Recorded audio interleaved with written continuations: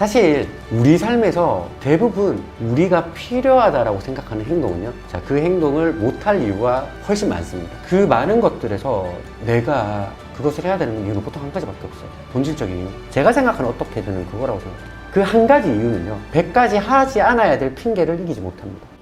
안녕하세요. 하와이 대저택입니다. 경제적인 자유를 이루고 자신이 원하는 삶을 살아가는 그런 사람들 있잖아요. 그런 분들을 보면 진짜 신기하게 비슷한 습관이 딱 하나 있습니다. 매일 책 읽고 꾸준히 뭐라도 글을 쓴다는 건데요. 물론 당연히 책 읽고 글을 쓴다고 해서 뭐 바로 부자가 되는 건 아닙니다. 하지만 이미 경제적 성공을 이룬 사람들의 이야기를 들어보면요, 어쨌든 남들보다 더 많이 읽고 더 자주 기록하는 것만큼은 이거는 정말 분명한 사실이에요. 그래서 오늘은요, 지금까지 무려 40만 부 판매를 기록한 베스트셀러 작가이시죠. 팔리는 글은 처음이라 이 책의 저자이신 제갈현열 작가님 모셨습니다. 안녕하세요. 네, 반갑습니다. 20년 동안 글과 기획을 해왔고 지금도 책을 쓰고 글을 자문하고 있는 시장 우선주의자 제갈현열이라고 합니다. 만나서 반갑습니다. 반갑습니다. 네, 이렇게 원래는 광고 기획자로 일을 하셨고 교육자, 사업가, 컨설턴트, 작가까지 정말 다양한 영역에서 활약을 하고 계신데요. 이렇게 여러 분야에서 활약하시려면 결국에는 글쓰기가 정말 중요한 역량일 것 같습니다. 혹시 작가님은 원래 좀 예전부터 나는 글 쓰는데 소질이 좀 원래 있었다 이런 편이셨나요? 정말 솔직하게 말씀을 드리면 네. 저는 단 한 번도 글쓰기에 소질이 있었다라고 생각을 해본 적은 없어요. 그 이유는 뭐냐면 제가 정말 소질이 있었으면 한강 작가님처럼 위대한 문학을 썼겠죠. 제가 생각하는 글쓰기의 소질은 그 문장 하나로 그 상대의 마음을 어쨌든 훔쳐버리는 그런 능력이고, 저는 그런 건 이제 없다고 생각을 하고요. 다만 제가 남들보다 잘했던 게 뭘까라고 하면 조금 더 일찍 글을 썼고요.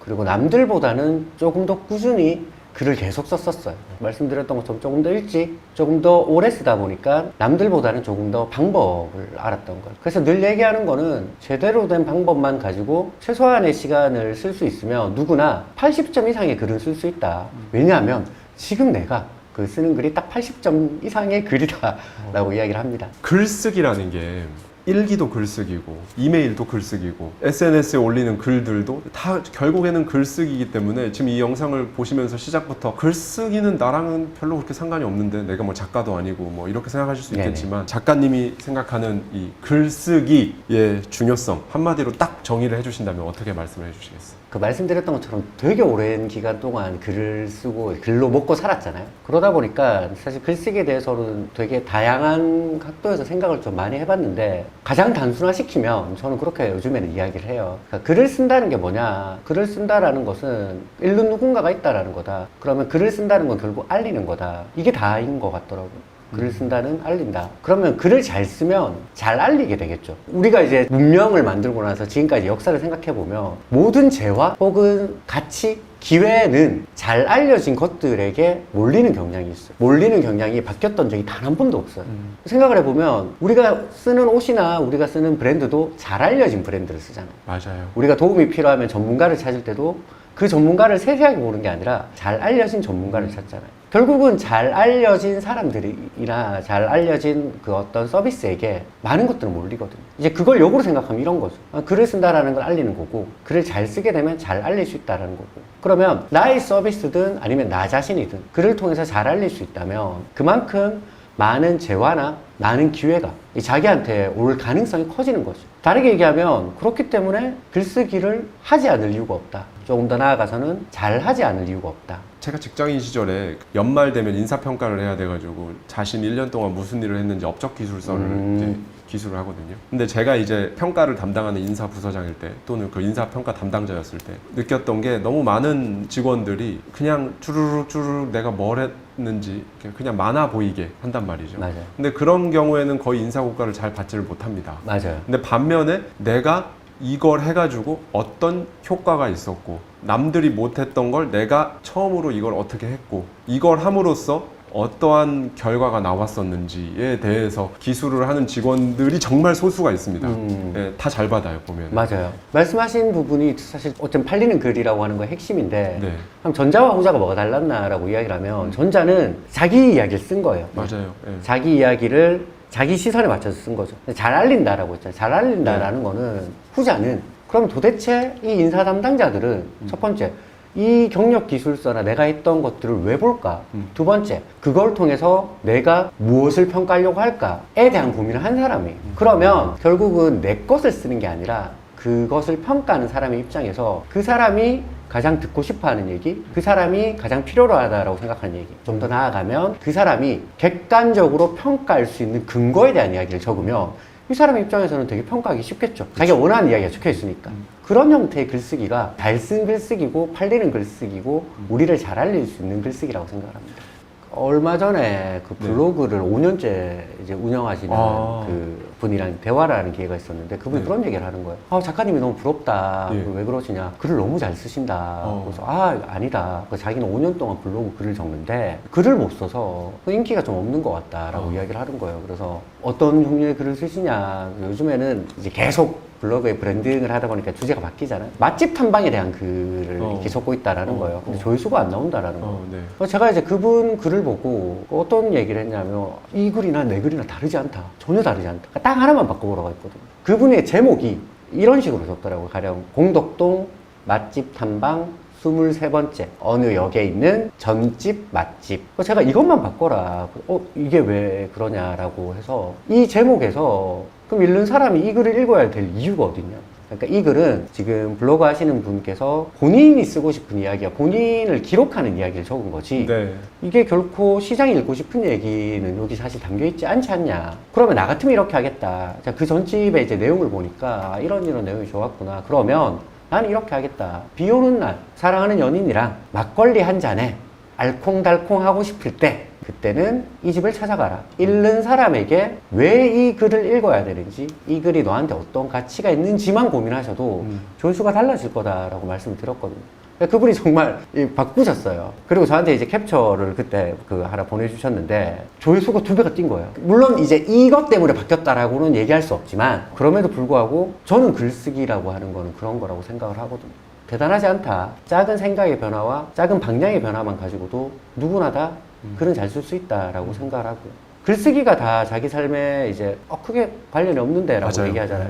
카카오톡 일상적인 대화잖아요. 네. 그런 대화나 우리가 일상적으로 나누는 정말 사소한 글들도 하나같이 그 글들이 모여서 나라는 사람이 어떤 사람이고 어떤 가치가 있는지가 쌓이는 거예요. 그런 분 계시지 않나요? 유독 이 사람이랑 카카오톡을 하면 즐거운 사람. 반면에 유독 이 사람이랑 대화를 하면 좀 잘 안 읽게 되는. 그러니까 그 차이가 뭐냐라는 거죠. 거기서 이미 이제 자기가 알려지는 것과 자기가 쌓아가는 것들이 결정되는 거잖아요.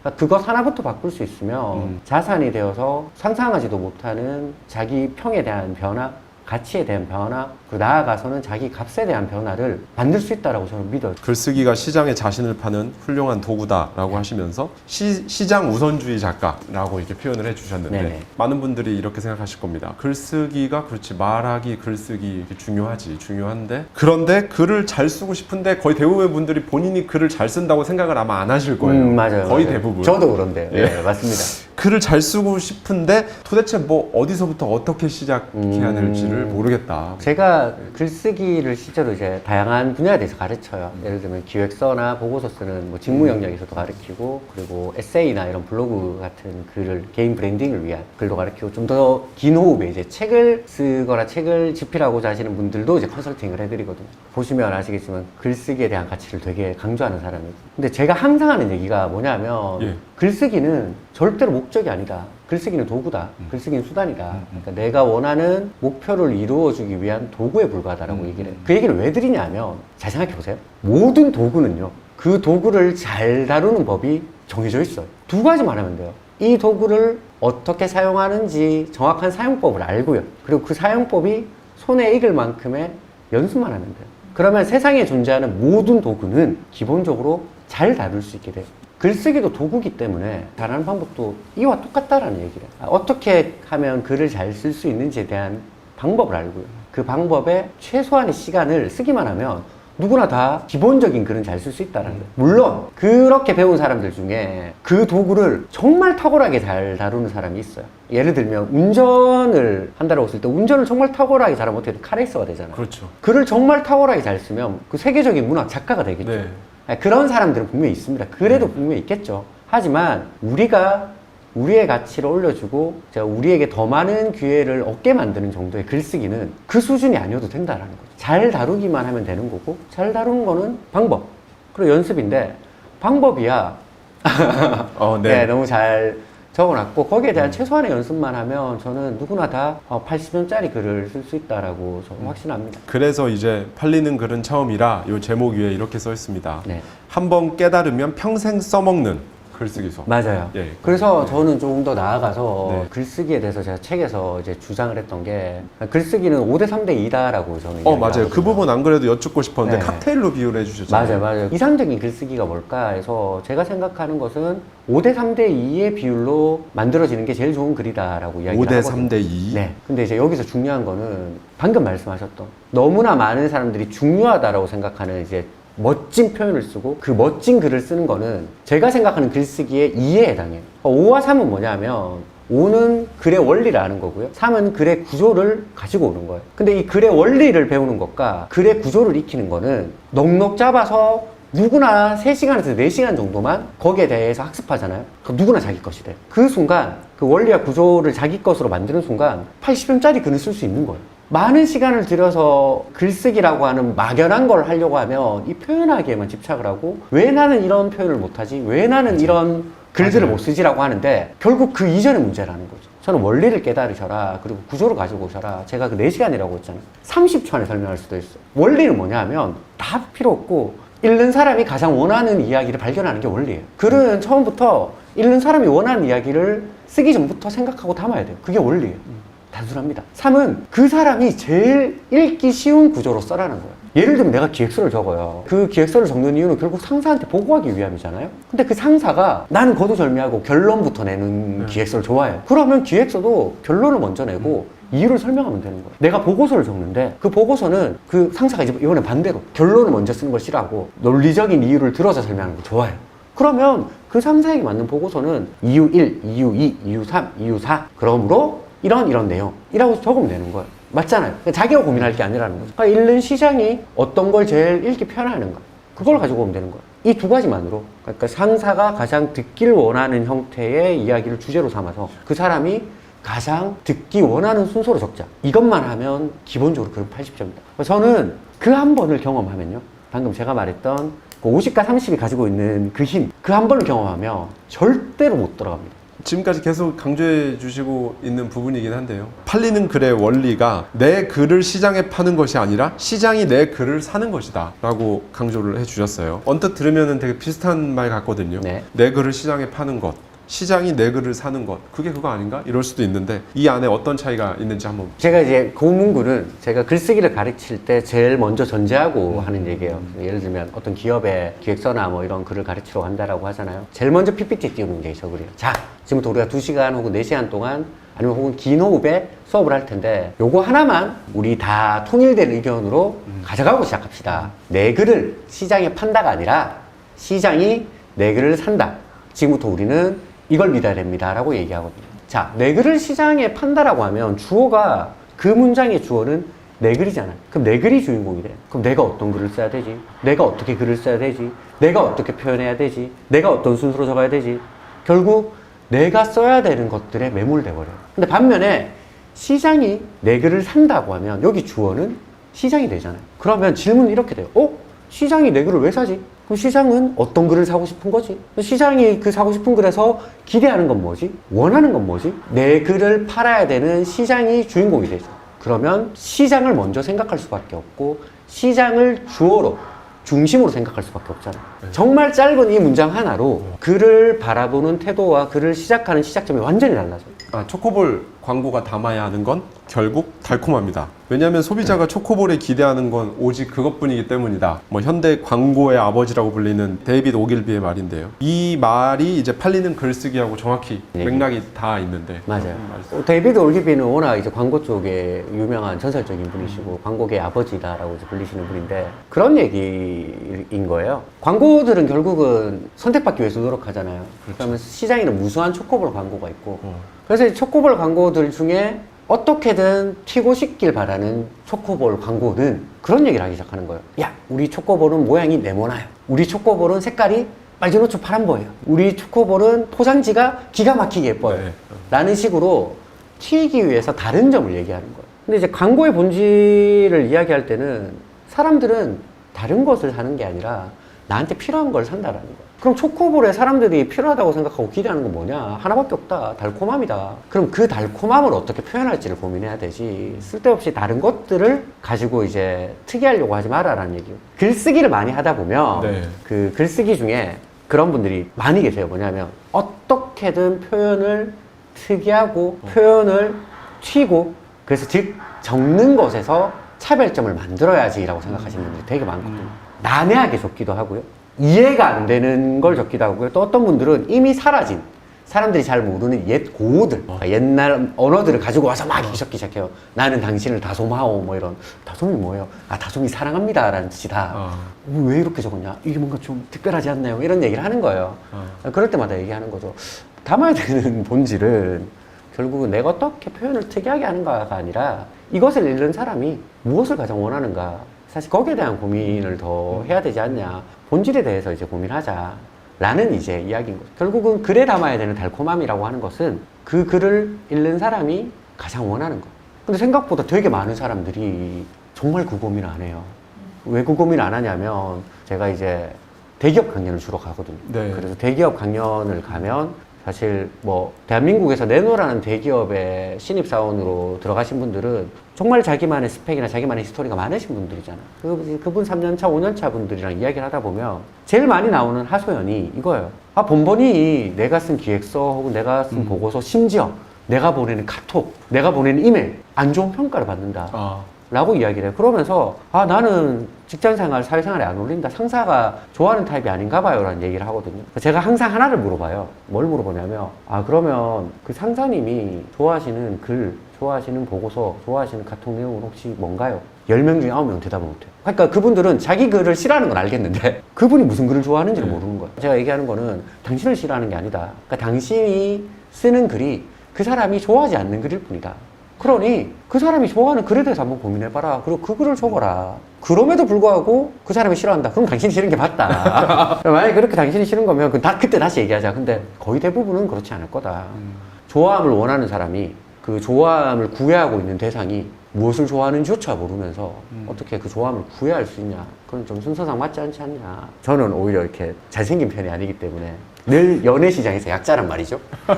연애시장에서 약자인 저는 그래서 어쩔 수 없이 눈치를 볼 수밖에 없어요. 뭐냐면 내가 좋아하는 사람이 생기잖아요. 그러면 이 사람의 취향은 뭐고 이 사람이 어떤 음식을 좋아하고 그리고 네. 이 사람은 어떤 사람을 좋아하고 뭐 이런 많은 것들을 사실 저는 연구할 수밖에 없어요. 네. 그 순간만큼은 그 어떠한 학자보다 더 깊은 학문적 성취를 하거든요. 그렇게 해서 이제 그 사람이 가장 원하는 모습으로 어쨌든 저는 보이는 거죠. 알랭드 보통이 나는 왜 너를 사랑하는가 해서 이 부분을 누구나 다 그 사람의 마음을 얻기 위해서 시간이 필요하다. 그 사람이 가장 원하는 모습에 맞는 가면을 쓰기까지. 그 사람이 말했던 것처럼 연애를 하는 데 있어서도 저는 그 사람이 가장 원하는 것들을 고민한다라는 거죠. 왜냐하면 예쁨 받고 사랑받고 선택받기 위해서. 맞죠? 글도 마찬가지예요. 글도 결국 선택받아야 가치가 있는 거죠. 선택받기 위해서 선택하는 사람에 대해서 치열하게 고민하는 거. 그걸 꼭 하셨으면 좋겠어요. 시장 우선주의. 결국에 이거를 좀 우리가 자본주의 사회에서 글쓰기에서부터도 그렇지만 많은 부분에서 이 시장 우선주의 마인드를 장착하는 게 굉장히 중요할 것 같아요. 맞아요. 네. 모든 대부분의 사람들이 필요한 글쓰기에 있어서 가장 필요한 거는 시장 우선주의적 시각을 갖는다라고 생각을 해요. 그게 앞서 말씀드렸던 한 문장으로 정의하면 시장이 내 글을 산다로의 인식 전환이고요. 조금 더 자세히 이제 쓰면 말 그대로 시장을 우선 생각하라는 거예요. 자, 그러면 왜 시장을 우선 생각해야 되는가? 저는 그렇게 생각을 합니다. 시장은요, 바꿀 수 없어요. 시장은 개인이 바꿀 수 없고요. 시장은 개인이 역행할 수 없어요. 조금 더 나아가면요, 개인은 시장이 생각하는 방향을 다른 방향으로 설득시킬 수 없어요. 그래서 시장은 바꾸고 역행하는 것이 아니라 시장은 이용하는 대상이다라고 저는 생각을 하거든요. 그래서 그 시장을 이용하는 태도가 시장 우선주의예요. 왜냐하면 시장을 이용하려면 시장을 먼저 생각해야 되고 시장의 입장을 들어봐야 되고 시장이 원하는 걸 던져야 되잖아요. 제가 아무리 글을 잘 쓴다 하더라도 지금 당장 예를 들면 여기 계신 누군가가 자식 유학에 대해서만 너무 고민하고 있어요. 오직 그 사람의 모든 고민은 자식 유학에 있어요. 네. 그럼 그분한테 자식의 종신보험에 대한 글을 아무리 잘 쓴다고 하는데 팔릴까요? 안 팔린다라는 거예요. 그렇죠. 자식 유학에 대한 글을 적어야겠죠. 그리고 또 그분은 삶이 되게 긍정적인 분이세요. 그리고 되게 낙관적인 분이세요. 그 가능성의 힘을 믿는 분이세요. 네. 정말 그런 분이라면 제가 글을 적더라도 당신의 아이도 할 수 있습니다. 당신의 아이도 잘 될 수 있습니다를 적어야지 현실적으로 지금 이런 것을 안 하면 안 될 거고요. 이런 것을 하면 아이가 망가질 수도 있습니다라는 부정적인 소구는 안 먹히겠죠. 시장 우선주의는 그런 거예요. 자, 내가 이런 글을 써서 정말 멋진 표현으로 유학을 생각하는 사람에게도 종신보험을 팔겠어. 아니라는 거예요. 내가 정말 엄청난 글로 그 긍정주의적인 사람에게도 부정주의와 두려움을 심어서 내 이야기를 듣게 만들겠어. 아니라는 거예요. 아, 유학 생각해? 오케이. 유학에 관련된 얘기. 그리고 긍정적인 생각해? 오케이. 그것을 긍정적인 방향. 여기서 한번 나아가 볼게요. 내가 반드시 보험을 팔아야 돼요. 그러면 그렇게 할 수 있겠죠. 해외 유학. 그 힘든 과정, 그 어려운 과정에 부모가 늘 있어줄 수는 없지만 늘 있는 것과 동일하게 해줄 수 있는 게 있다. 그게 보험이다. 그러니까 유학에 관련된 보험을 해라. 그 짧은 보험에서 만족한 사람을 서서히 종신보험으로 연결시키면 될 거 아니에요. 저는 그렇게 팔아야 된다라고 보는 거예요. 그게 시장 우선주의. 제가 구독자님들께 말씀드리는 워딩 중에 어떻게든 이라는 표현이 있습니다. 책에도 보면 이 문구에 대한 이야기가 나오는데요. 일하시면서 어려움들이 있으셨을 네. 거예요. 근데 어떻게든 해내겠다. 이걸로 일을 결국 완수해낸 경험이 많다고 하셨어요. 네네. 또 이제 대적태님께서 말씀하셨던 긍정주의도 저는 되게 좋은 거라고 생각을 해요. 네. 그러니까 진짜 힘들다 하면 힘들고요. 맞아요. 죽겠다 하면 죽는 거고요. 맞아요. 안 힘들다라고 하다 보면 뇌가 착각을 합니다. 네. 안 힘든 게 아닐까? 어. 이게 힘든 게 아닐 수도 있는데 이런 생각을 해요. 네. 저는 그 마인드도 되게 중요하게 생각을 하고요. 저는 그렇게 생각을 해요. 그런 생각을 한번 해봐요, 우리. 사실 우리 삶에서 대부분 우리가 필요하다라고 생각하는 행동은요, 자, 그 행동을 못할 이유가 훨씬 많습니다. 예를 들면 건강을 위해서 내가 살을 빼야지 라고 이야기를 하면 그 살을 빼지 못하는 이유가 훨씬 많아요. 훨씬 많죠. 나는 먹는 거 좋아하는데, 나는 야근이 많고 업무가 많아서 하루 종일 앉아 있어야 되는데, 나는 운동하는 거 너무 싫어하는데, 그 의사가 말했는데, 한의사가 말했는데, 나는 체질적으로 살 잘 찌는 체질이라고? 그 한의사가 이 체질 바꾸려면 3천만 원 주고 한약 먹어야 된다는데 나는 그 돈 없는데? 많잖아요. 그 많은 것들에서 내가 그것을 해야 되는 이유는 보통 한 가지밖에 없어요. 본질적인 이유. 뭐냐면, 건강이 너무 안 좋아서, 진짜 의사가 이대로 계속 살쪄서 1년만 더 지나면 이제는 휠체어 타야 된다고 할 만큼 허리가 망가졌거나, 아니면 내가 매력적으로 보여야 되는데 그러려면 살을 빼야 된다고. 그 한 가지 이유밖에 없거든요. 제가 생각하는 어떻게든 그거라고 생각해요. 그 한 가지 이유는요, 100가지 하지 않아야 될 핑계를 이기지 못합니다. 저는 그렇게 생각을 늘 해요. 그러니까 내가 어떻게든이라는 마음을 먹을 때는요, 단순해요. 이걸 해야 돼. 이걸 해야 된다라는 점에 대해서는 동의를 했어요, 제 스스로가. 그럼 하는 거예요. 해야 된다라고 생각하는 순간 해야 될 그 한 가지 이유가 나머지 100가지 핑계를 저는 항상 이기더라고요.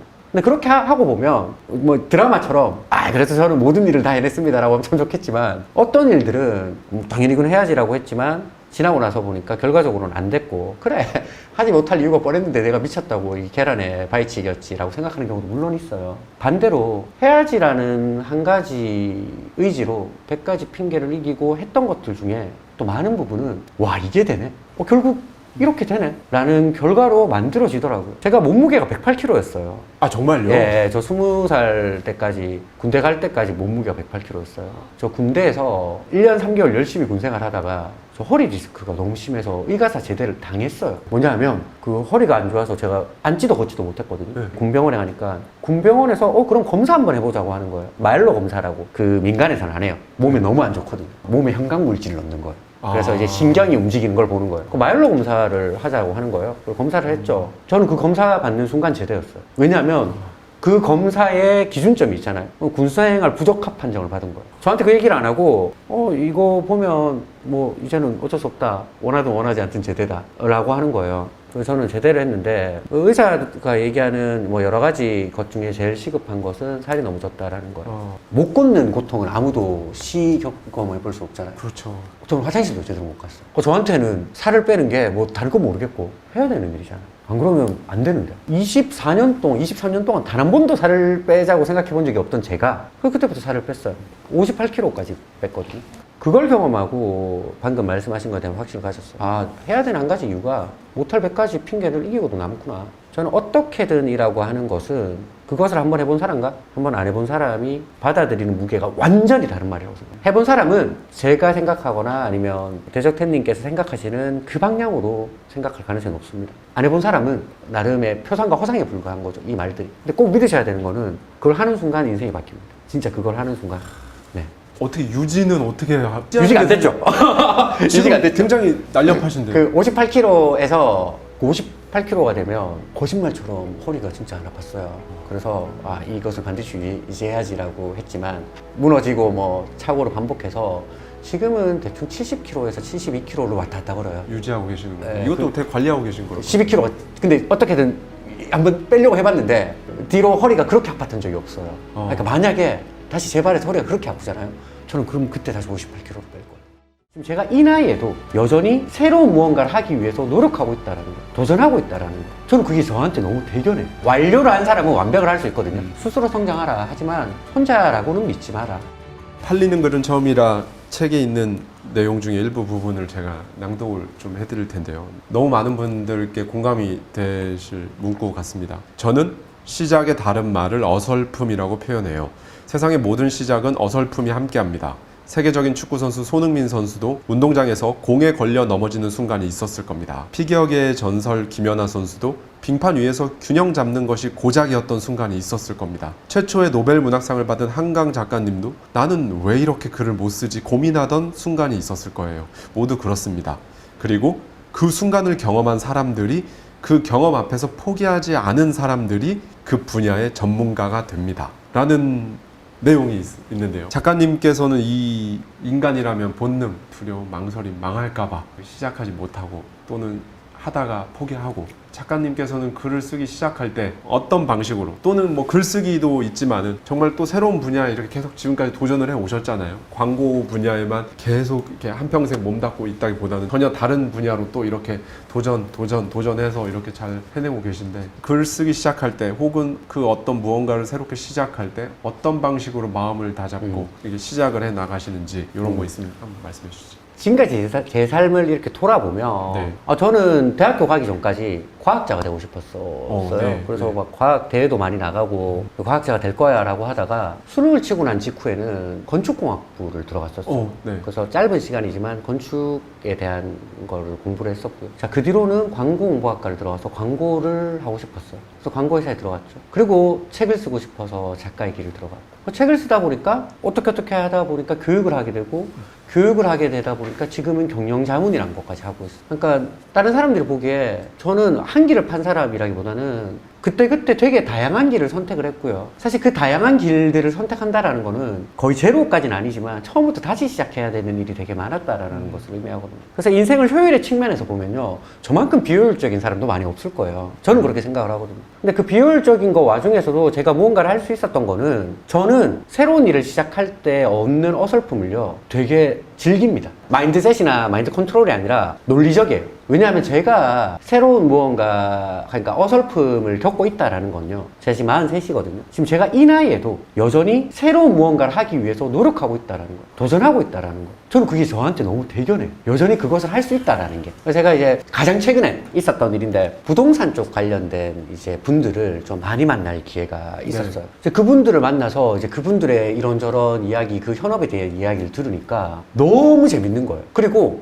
제 질문은 너무 멍청했어요. 왜냐하면 저는 부동산을 잘 모르고 그쪽 씬에 대해서 잘 모르니까, 그분들은 거의 최고수의 반열에 오르신 분들이니까 제 질문이 얼마나 단순하겠어요. 근데 그걸 물어보고 그 어설픈 이야기들을 묻고 받아가는 그 과정이 저는 너무 즐겁더라고요. 왜냐하면 내가 아직도 알아갈 수 있는 분야가 있고 배워갈 수 있는 분야가 있고, 이걸 배우고 나면 나는 내가 조금 더 많은 지식을 가진 사람이 될 텐데, 그럼 내가 좀 더 나아지는 거잖아요. 나한테 고마운 일이잖아요. 어설픔이라고 하는 것을 그렇게 정말 해석을 합니다. 여러분들한테 그 어설픔 때문에 시작을 망설이는 분들한테 드리고 싶은 말은, 결국은 어설프다라는 것을 피할 수는 없어요. 이것은 받아들여야 되는 거죠, 무언가 시작할 때. 그렇죠. 피할 수 없다면 바꿀 수 있는 게 뭐냐? 바꿀 수 있는 것은 개인의 관점과 의지라고 생각을 해요. 어설픔은 부끄러운 거야. 부끄럽기 때문에 하면 안 되는 거야. 창피당하는 거야 라고 하면 그것은 새로운 것을 시작하지 못하게 만드는 족쇄가 돼요. 하지만 내가 지금 어설프다라는 거는 야, 나는 여전히 나를 위해서 투자하는구나. 더 나은 내가 되기 위해서 나를 위해서 무언가 시간과 정성을 써서 배워나가는 사람이구나라고 생각하잖아요. 그럼 그 어설픔은 희열이 되고요. 내가 무언가를 시작하는 거에 대한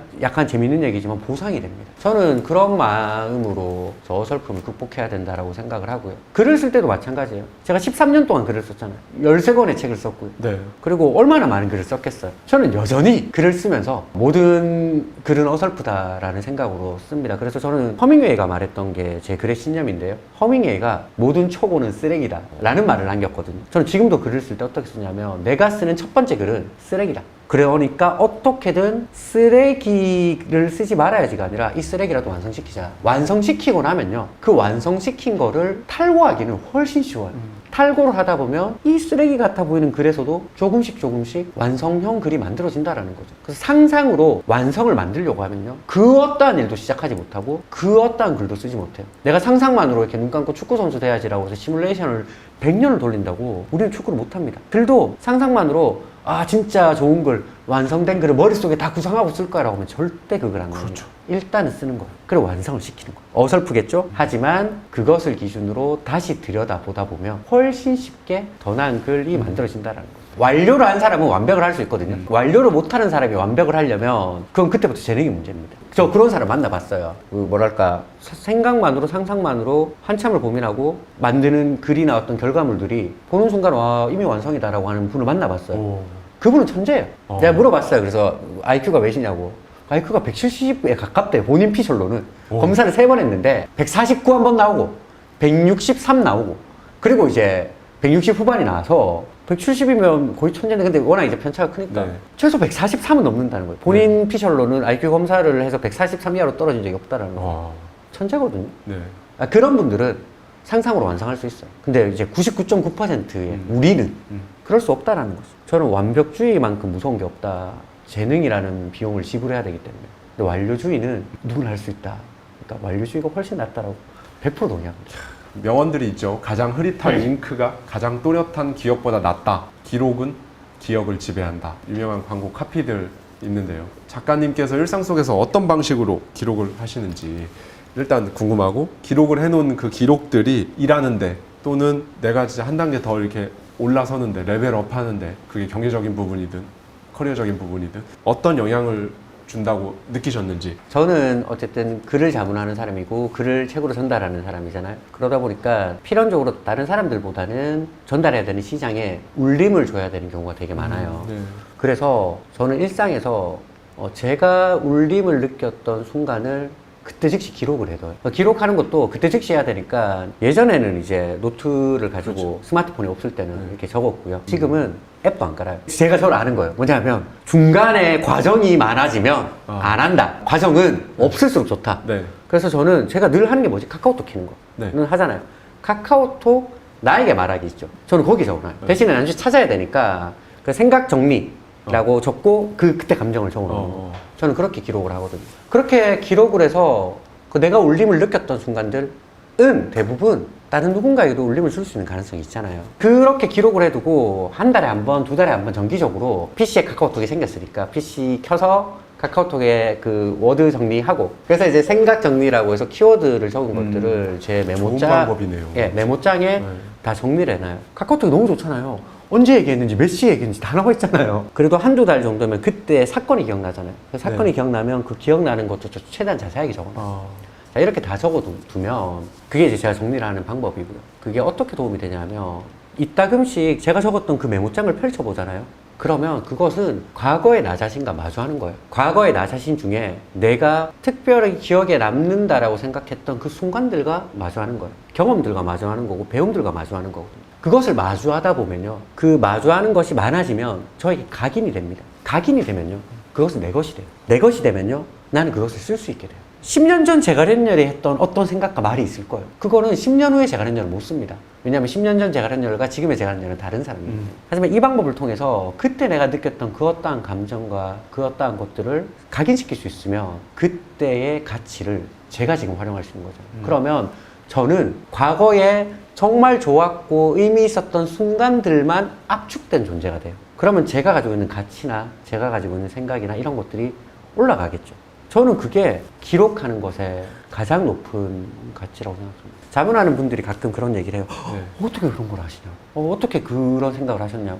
증문즉답으로 하는 거는 100개에 1개가 안 되고요. 나머지 99개는 이 과정을 통해서 새겨놓은 것들이에요. 그러니까 상상해서 만드는 건 어렵잖아요. 근데 새겨놓은 거 쳐다보는 건 쉽잖아요. 그래서 저는 그 기록이라는 걸 통해서 저라는 사람에게 각인을 시키고 그 각인된 것들을 표현하는 것 뿐인데도 당장 저에 대한 평가가 올라가는 걸 많이 경험했죠. 꼭 이 방법을 써서 모든 사람들이 과거로부터 압축된 자기 자신을 현재 가지고 올 수 있는 삶을 살았으면 너무 좋을 것 같아요.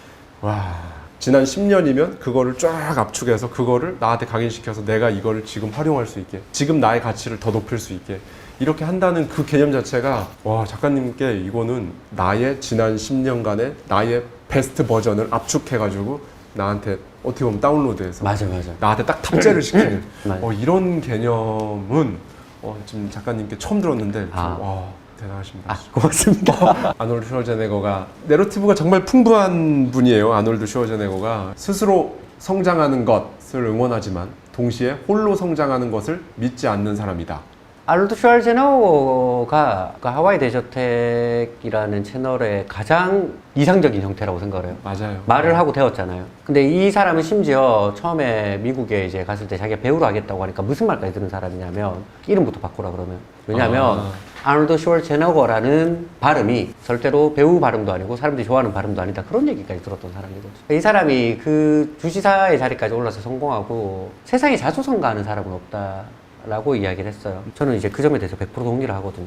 홀로 성장하는 사람은 저는 없다고 믿어요. 하지만 스스로 성장하는 사람이 있다고 믿어요. 무슨 얘기냐면 사람이 온전히 혼자만의 힘으로 성공한다? 저는 불가능하다고 생각합니다.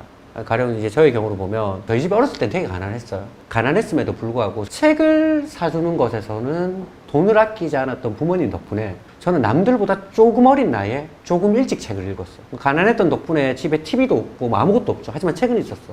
책을 그렇게 읽다 보니까 그 글 읽는 거에 익숙해졌고 읽는 거에 익숙해지다 보니까 쓰는 게 조금 빨랐고 쓰는 게 조금 빠르다 보니까 그 글을 오래 썼어요. 오래 쓰다 보니까 지금 여기까지 온 거예요. 어린 나이에도 충분히 책을 쓸 수 있다. 글을 쓸 수 있다. 만들어도 괜찮다라고 말했던 교수님이 계셨던 덕분에 저는 30살이라고 하는 나이에 첫 번째 책을 쓸 수 있었고요. 그 뒤로 13년 동안 매년 한 권씩 책을 쓰면서 걸어올 수 있었어요. 제가 자문을 하면서도 제가 누군가를 도와주면서도 저에게는 제가 도와주는 것을 보탬이 되고 기반이 되어주는 너무나 많은 분들의 말씀 혹은 책 혹은 어떤 영상들이 있었다라는 거예요. 그 모든 것들은 내가 만든 것이 아니라 내 주변에 나에게 허락되고 나를 위해서 기다려주고 내가 얻고자 했을 때 나에게 무언가를 준 존재들이에요. 그런 존재들을 선택하는 것은 나의 의지였죠. 그리고 저의 선택이었고. 그래서 홀로 성장한다라는 말을 하기 전에 많은 분들에게 드리고 싶은 얘기는 주변을 많이 둘러봐라. 그 주변에 내가 도움을 받을 수 있고 나를 도와줄 수 있는 것들이 무엇이 있는지를 찾아봐라. 정 사람이 없다면, 정 누구도 없다면 그럼 책을 봐라. 책을 보기도 싫다면, 책을 살 돈도 없다면 그럼 유튜브 영상이라도 봐라.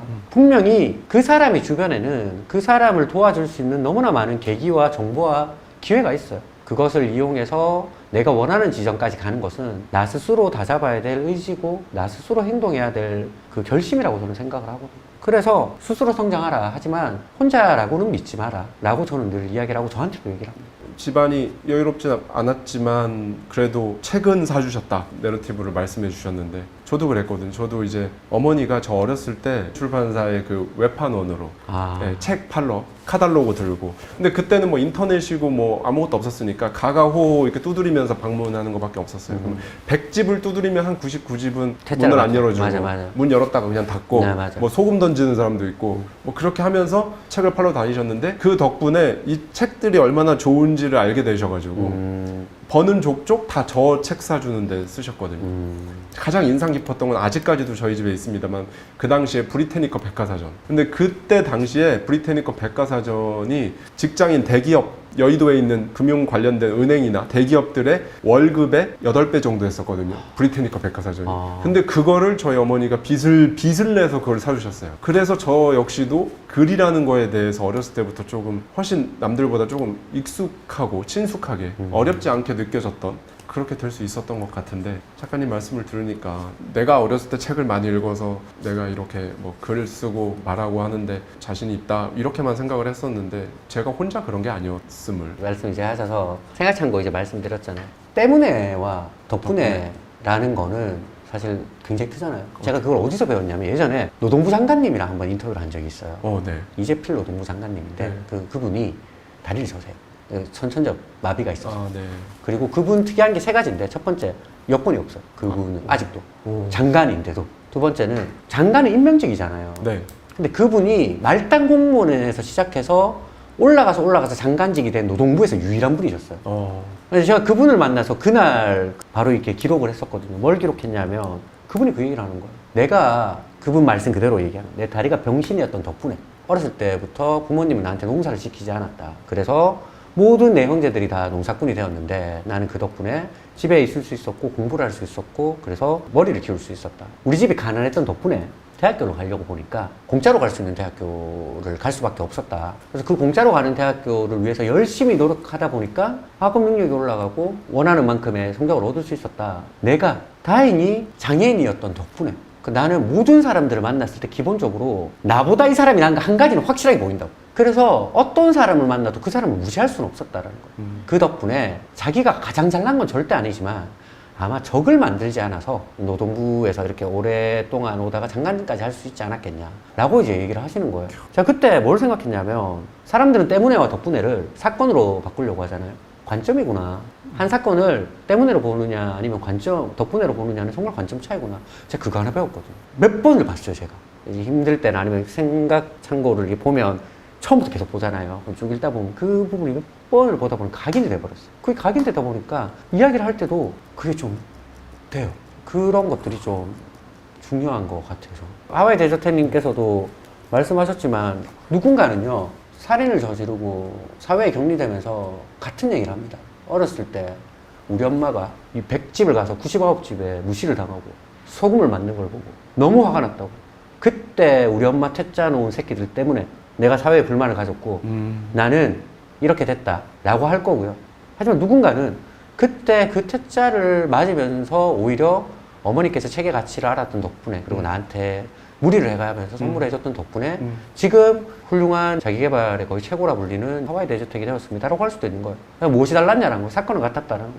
관점은 달랐어. 근데 그게 저는 자기개발의 정수 중에 하나라고 생각합니다. 그러니까 무엇을 할 거냐가 아니라 무엇을 볼 거냐, 거기서 무엇을 받아갈 거냐, 저는 그거 되게 중요하다고 생각하고. 많은 분들이 안 바라는 사람 없을 겁니다. 경제적 자유. 말 그대로 꿈을 꾸고 계시지만 여러 가지 뭐 상황들, 여건들 또 트라이 해봤지만 뭐 이렇게 잘 안 되고 정말 많은 이유들로 인해서 아직도 막연하게 그냥 이렇게 안개 같은 꿈으로만 가지고 계신 분들이 되게 많으신데 그런 분들께 마지막으로 어떤 말씀을 한번 좀 전해주시고 싶으신지. 경제적 자유를 저도 바라고 데저텍님께서도 글에 적었잖아요. 나는 하와이에 데저텍을 다니고 내 자식을 어떻게 키우고 나는 네. 이런 삶을 살 거야. 네. 사실 그때 선언하신 그 표현이 경제적 자유잖아요. 경제적 자유를 원하지 않아 라는 사람은 저는 없다고 생각을 맞아요. 합니다. 정말 소수의 사람이 아닌 다음에 막상 생각해보면 그런 것 같아요. 그 경제적 자유를 얻기 위해서 뭘 해야 돼요? 라고 이야기를 하면 다들 아는 얘기예요. 뭐냐면 일찍 일어나라, 그 새벽형 인간이 되어라, 메모하는 습관을 가져라, 말하기를 연습해라, 글쓰기를 연습해라, 자기 브랜딩 쌓아라, 블로그 운영해라, 채널 가져라. 너무나 많은 얘기가 있잖아요.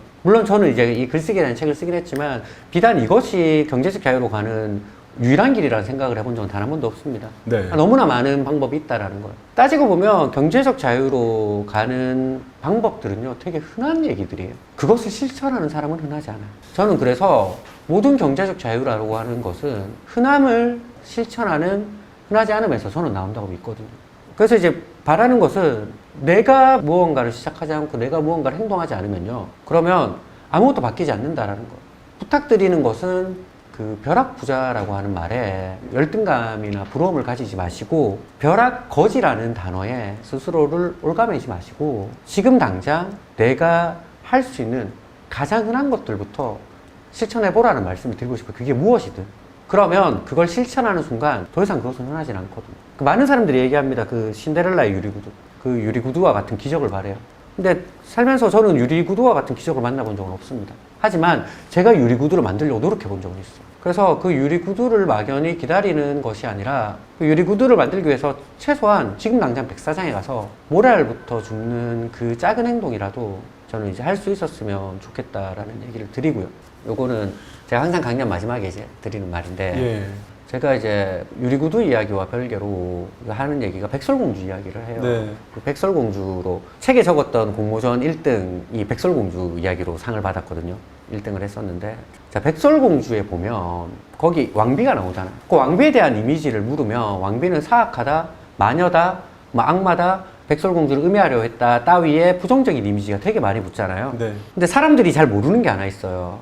내가 말하기 전까지는 뭐냐면 그 왕비는 그 세계관에서 두 번째로 예뻤던 사람이에요. 두 번째로 예뻤던 사람. 그러니까 네. 백설공주가 가끔 가사 상태에 빠지면 거울이 세상에서 제일 아름다운 여자라고 얘기하잖아요. 네. 세상에서 두 번째로 예뻤던 사람이면 얼마나 예뻤을까라는 거예요. 적어도 지금 우리가 알고 있는 뭐 장원영, 카리나 이 사람들보단 예쁠 거예요. 근데 그 두 번째로 예뻤던 사람이 예쁘다라고 기억되지 않았던 이유가 뭘까? 저는 단어 하나의 차이라고 보거든요.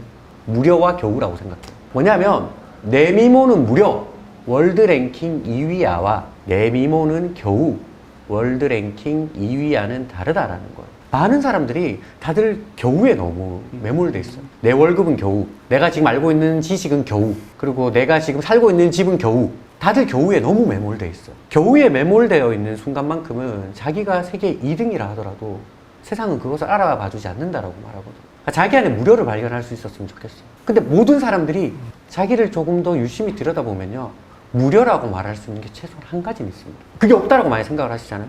유튜브에 얼마나 많은 채널이 있습니까? 그 중에서 오직 즐거움을 쫓는 또 얼마나 많은 채널이 있으며 벼락부자 그리고 뭐 일회성 어떤 성공을 말해주는 채널 또 얼마나 많습니까? 그 많은 것들 중에 지금 이것을 보고 계신 분은 무려 자기 자신을 위해서, 자기 개발을 위해서 이 채널을 보고 계신 분들이거든요. 이미 거기에서 저는 무료라고 말할 수 있는 지점은 있다는 거죠. 그 무료를 발견할 수 있으면, 그래서 자기 자신에 대한 자부심을 가질 수 있으면 저는 그것이 모든 것을 바꿀 수 있다고 생각해요. 그 자부심으로 시작되면요, 어떠한 일이든 할 수 있고요, 어떠한 일이든 유지할 수 있고요, 그리고 어떠한 길이든 걸을 수 있고요, 어떠한 목표든 가게 만들 수 있습니다. 왜? 자기는 자기가 너무 자랑스러우니까. 여기 계신 모든 분들이 사실 이미 그걸 가지고 있다고 믿지만 겨우에 매몰되는 것이 아니라 무료를 발견할 수 있는 사람이 되었으면 좋겠습니다.